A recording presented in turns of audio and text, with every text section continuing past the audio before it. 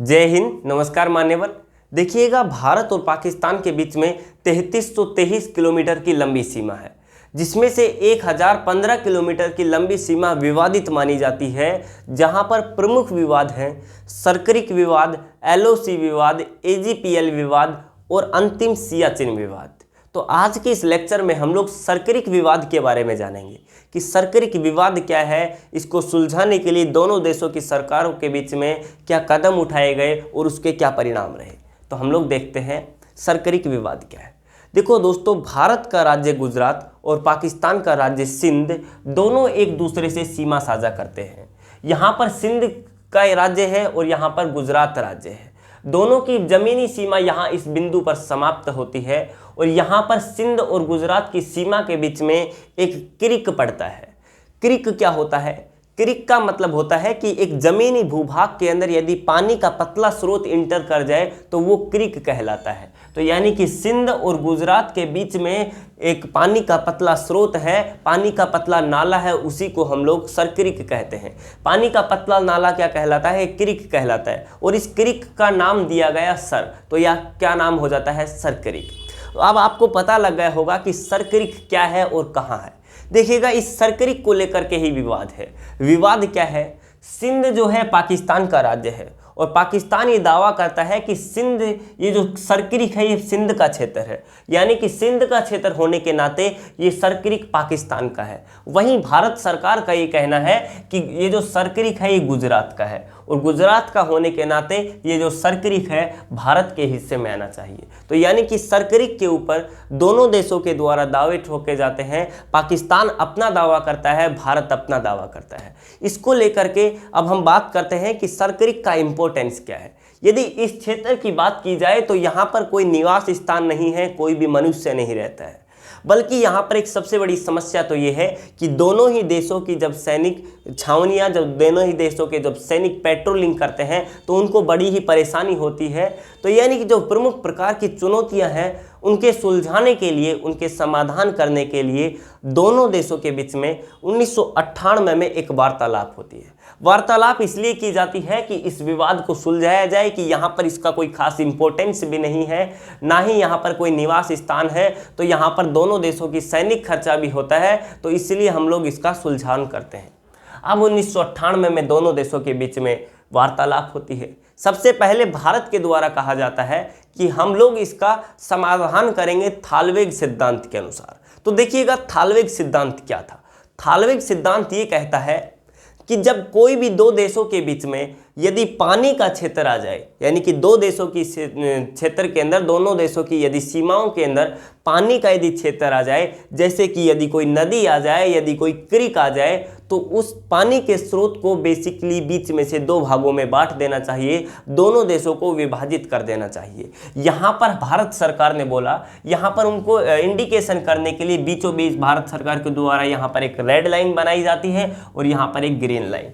तो भारत सरकार ने बोला कि ये जो सरक्रिक है इसको हम लोग थालवेग सिद्धांत के अनुसार बीचों बीच दो भागों में बांट देते हैं।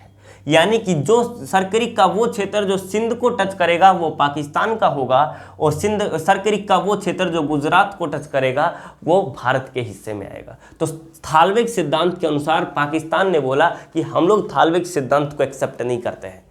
पाकिस्तान के द्वारा क्या कहा जाता है? पाकिस्तान का ये कहना है कि जब ईस्ट इंडिया कंपनी का राज हुआ करता था तो पाकिस्तान और भारत दोनों एक ही देश हुआ करते थे। उस वक्त बॉम्बे गवर्नमेंट रिजोल्यूशन एक्ट पास किया जाता है, जिसके अंदर B44 नाम का मानचित्र था। उस वक्त एक मैप था जिसका नाम था B44, B44। उसके अंदर क्या है, इस सरक्रिक को B44 मानचित्र के अंदर सरक्रिक को सिंध का हिस्सा दिखाया जाता है। चूंकि B44 मानचित्र को मानता है पाकिस्तान, तो वो बोलता है कि सरक्रिक जो है वो सिंध का है और सिंध हमारे हिस्से में है, यानी कि सिंध पाकिस्तान के हिस्से में है, तो सरक्रिक के ऊपर पाकिस्तान सरकार का कब्जा होना चाहिए। अब भारत के द्वारा इसको बहुत समझाया जाता है कि हम लोगों को इस क्षेत्र का सुलझाना है, हम लोगों को ये जो विवाद है इसका समझौता करना है। लेकिन जब इनके द्वारा इस बात को नहीं माना जाता है तो भारत सरकार ने भी इनके सामने अपना एक नया मानचित्र दिखाया। वो था 1925 का मानचित्र। 1925 के अंदर ईस्ट इंडिया कंपनी के द्वारा ही एक मानचित्र साझा किया गया था, जिसके अंदर ये जो सरक्रिक नाम की जगह है, ये सर्करिक गुजरात के अंदर दिखाया जाता है। ये जो मानचित्र है ये दिल्ली से पास किया गया था ईस्ट इंडिया कंपनी के द्वारा 1925 में, जिसके दौरान क्या होता है ये सर्करिक वाला एरिया गुजरात के पास में दिखा दिया जाता है। अब जब हमने बोला कि यदि आप थालविक सिद्धांत को नहीं मानते हैं तो हम लोग क्या है 1925 के चित्र को मानते हैं।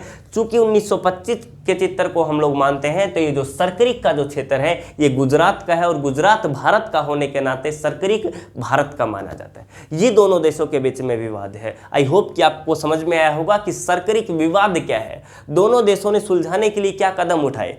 थालविक सिद्धांत के ऊपर समझौता हो सकता था लेकिन पाकिस्तान के द्वारा थालविक सिद्धांत को नकार दिया जाता है, इसलिए इसका समाधान नहीं हो पाया।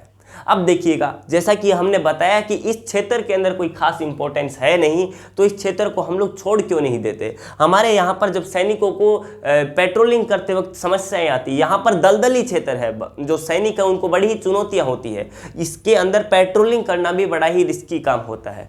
तो क्यों न हम लोग इस क्षेत्र पे से दावा ठोक हट जाते हैं, यानी कि पाकिस्तान को यदि सर्करिक यदि दे देते हैं तो इसका क्या परिणाम होगा। देखो दोस्तों, इसका सबसे बड़ा परिणाम तो ये होगा कि पाकिस्तान एक आतंकवादी राष्ट्र है। पाकिस्तान के द्वारा ये जो रेड क्लिफ लाइन है 11 पिलर नंबर 1175 से लेकर के सांबा सेक्टर तक, जो कि पंजाब, राजस्थान और गुजरात को टच करती है, यहाँ पर पाकिस्तान के द्वारा ड्रग्स की तस्करी की जा रही है ड्रोन के माध्यम से।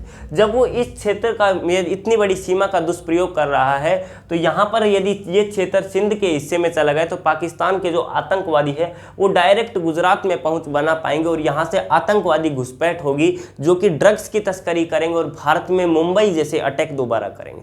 यानी कि आतंकवादी घुसपैठ को रोकने के लिए एरिया जरूरी है। दूसरी बात क्या है, यदि भारत पाकिस्तान के बीच में युद्ध होता है तो यहाँ पर क्या है कि हमारी सेना भी यहाँ पर अभी पेट्रोलिंग कर सकती है।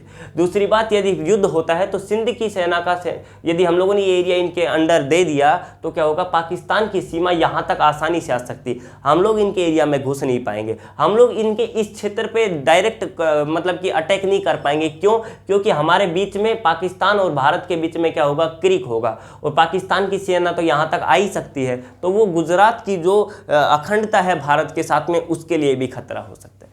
दूसरी बात ये देखिएगा, आपको ये समझना चाहिए कि यहाँ पर एक इंटरनेशनल ट्रीटी है जिसके अनुसार जो भी भूभाग होता है, जो जमीनी भूभाग होता है किसी राष्ट्र का, उससे जो सटने वाला, उससे जो निकटतम जो महासागर होगा, जो भी सागर होगा, उसके अंदर 200 नॉटिकल मील तक की दूरी पर उसका कब्जा होगा। जैसे कि भारत के जमीनी क्षेत्र है, यहाँ से बंगाल की खाड़ी में जो इस क्षेत्र से 200 नॉटिकल मील तक की जो दूरी होगी वो भारत का क्षेत्र होगा। उस 200 नॉटिकल मील की दूरी के अंदर भारत, चाहे मछली पालन हो चाहे कुछ भी हो, उसके अंदर भारत का अधिकार होगा। यदि कोई ऑयल रिजर्व पाया जाता है या फिर प्राकृतिक गैस पाई जाती है तो उस पर भारत का कब्जा होगा। और ऐसा ही क्या है, यदि हम लोगों ने इस क्षेत्र पे से अपना दावा हटा दिया तो यानी कि जो क्षेत्र आज हमारे यहाँ पर इतना इतना कब्जे में आना, यानी कि ये जो 200 नॉटिकल मील तक का क्षेत्र हमारे कब्जे में आना चाहिए, ये पाकिस्तान के हिस्से में चला जाएगा।